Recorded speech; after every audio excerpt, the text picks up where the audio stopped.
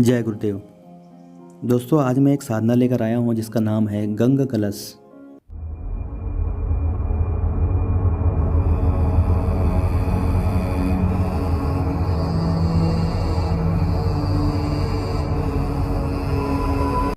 अभी गंग कलश होता क्या है पूरी वीडियो में जानेंगे। दोस्तों, गंग कलश के बारे में एक बहुत ही दुर्लभ और बहुत प्राचीन साधना है।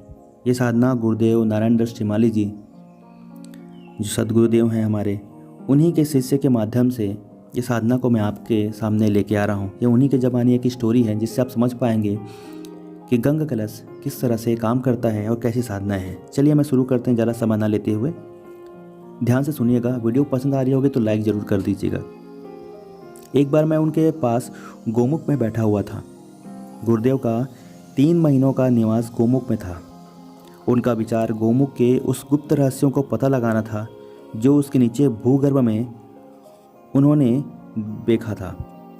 उन्होंने एक दिन चर्चा के दौरान बताया कि गोमुख धीरे धीरे पीछे की ओर सरकता जा रहा है और आज से 20-30 वर्ष बाद लगभग 5-7 मील पीछे सरक जाएगा। आपने सुना होगा ये कहानी कहीं जगह कि ऐसे भी कोई स्थान हमेशा पीछे सरकता हुआ रहता है। जो आजकल इतने बड़े बड़े पहाड़ जो बने हुए हैं, ये इसी क्रिया के माध्यम से बनते हैं। उस समय गोमुख की इतनी अधिक शोभा नहीं रहेगी जितनी इस समय है। वास्तव में जब हम गंगा के उद्गम स्थान गोमुख को देखते हैं तो भाव विभोर हो जाते हैं। इतना सुंदर लगता है। गोमुख ऐसा प्रतीत होता है कि मानो सामने बर्फ के असंख्य शिवलिंग बने हुए हों। उस समय कुछ परछाई या कुछ चित्र हमारे पास ऐसे हैं। पिछले कुछ समय में हमारे पास कैमरा रखने का समय आ चुका था और प्रकृति कुछ विशिष्ट चित्र खींच लेता था। जब मैंने गोमुख के उस चित्र को खींचे तब बाद में उसको धुलवाया तो उस समय सारे चित्र अद्वितीय प्रतीत हो रहे थे। वे चित्र ऐसे थे जैसे कि भगवान शिव स्वयं जटा फैलाए बैठे हों। उनकी जटाओं से गंगा नीचे चों कर रही थी। एक एक बूंद पानी टपकती हुई गंगा का रूप धारण कर रही हो। वास्तव में यह चित्र अद्वितीय है। मैं जब भी गोमुख को देखता हूँ मुझे भगवान शंकर का ऐसा ही स्वरूप दिखता है। निखिलेश्वरन जी ने अपने कथन की व्याख्या करते हुए बताया कि गोमुख के नीचे सिद्ध स्थल है जो कि मीलों लंबा चौड़ा है। इस सिद्ध स्थल का मार्ग तपोवन के पास स्थित कालिंदी गुफा है। शुद्ध बर्फ में यह अकेली ऐसी गुफा है जो बाहर से पूर्णतः श्याम रंग की दिखाई देती है, इसलिए इसका नाम कालिंदी गुफा रखा गया है। इस गुफा के माध्यम से अंदर जाने पर सिद्ध क्षेत्र में पहुंचा जा सकता है। यहाँ पर अत्यंत ही उच्च कोटि के सन्यासी और तिब्बती लामा साधना करते हुए आपको दिखाई देंगे। इन लामाओं के पास कुछ साधनाएं अत्यंत ही उच्च कोटि की हैं। ये लामा किसी भी को दीक्षा देते हैं तो उनके सिर के मध्य भाग में लोहे की कील ठोंककर उसका सीधा सहस्त्रार चक्र खोल देते हैं और फिर आगे साधना पथ पर अग्रसर करते हैं।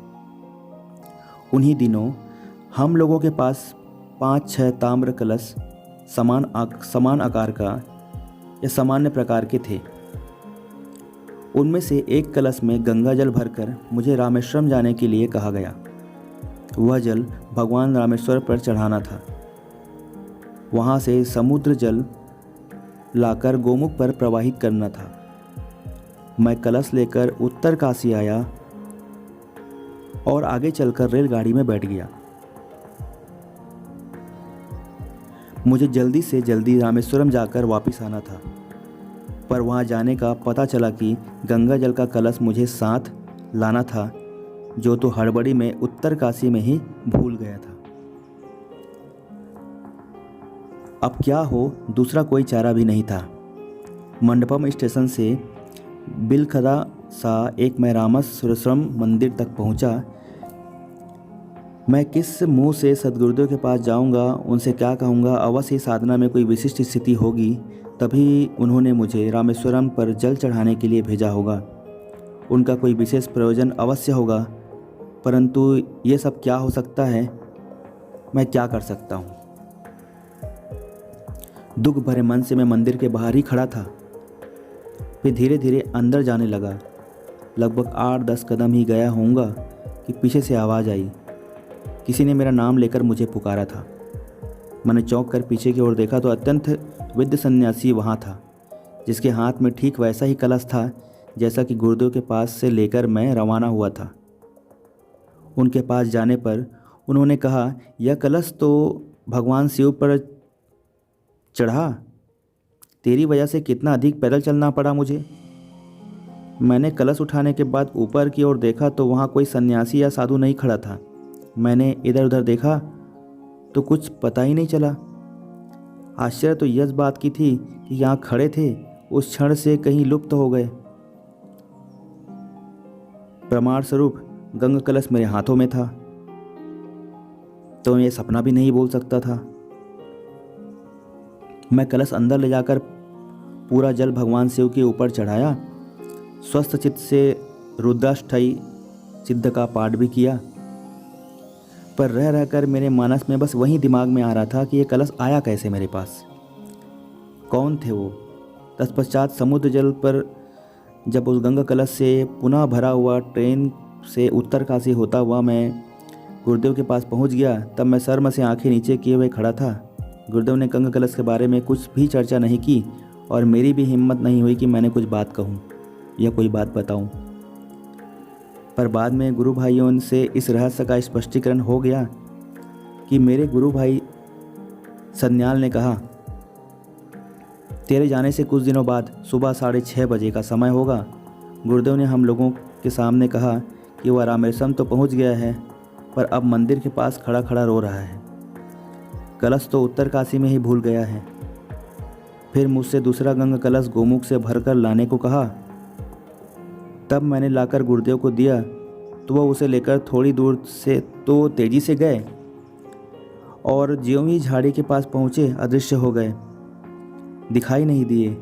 लगभग आधे घंटे बाद गुरुदेव पुनः उस झाड़ी के पीछे से ही खाली हाथ लौट आते हुए दिखाई दिए। मैं सब रहस्य जान गया। उस दिन तो रामेश्वरम मंदिर के पास वृद्ध सन्यासी भी मिले थे। मैं स्वयं गुरुदेव ही थे। उन्होंने मेरी वजह से कितना अधिक कष्ट उठाना पड़ा था। मैं इन सब को स्मरण करता रहा और ग्लानि से भर गया, पर गुरुदेव ने कभी भी इस घटना को चर्चा मुझे नहीं की। बाद में जब गुरुदेव प्रसन्नचित्त थे, बहुत खुश थे, तब मैंने अपना अपराध स्वीकार करते हुए कलश वाली घटना को उन्हें सुनाई। उन्होंने कहा, शिष्यों की गलतियों का खामियाजा तो गुरुदेव को भुगतना ही पड़ता है। और मैं मुस्कुराते हुए रह गए। तो ये गंगा कलश की जो साधना थी, इस साधना में आपको मैं ये बताना चाह रहा था कि किसी भी क्षण कोई भी आदमी कहीं पर भी पहुंच सकता है और कोई भी चीज़ वहाँ पर देकर आ सकता है। मतलब आपका समय को पीछे खींचा जा सकता है। जो समय आपने देखा है, इस समय को कुछ समय के लिए रोका भी जा सकता है। प्रकृति के नियम के खिलाफ है, लेकिन गुरुदेव अपने शिष्यों के लिए इतना कुछ भी कर जाते हैं। दोस्तों, ये वीडियो आपको कैसा लगा कमेंट ज़रूर करिएगा। आप कमेंट नहीं करते हैं। मुझे ये तो समझ में आया कि आप समझ पा रहे हैं, अनुभव कर पा रहे हैं, महसूस कर पा रहे हैं इस साधनाओं को। इसलिए वीडियो को लाइक ज़रूर करिएगा, सब्सक्राइब करके चैनल को बेल आइकन को प्रेस कर लीजिएगा, ताकि आपको और भी दुर्लभ साधनाओं के बारे में मैं बता सकूं। फिर से मिलते हैं एक और दुर्लभ साधनाओं के साथ में।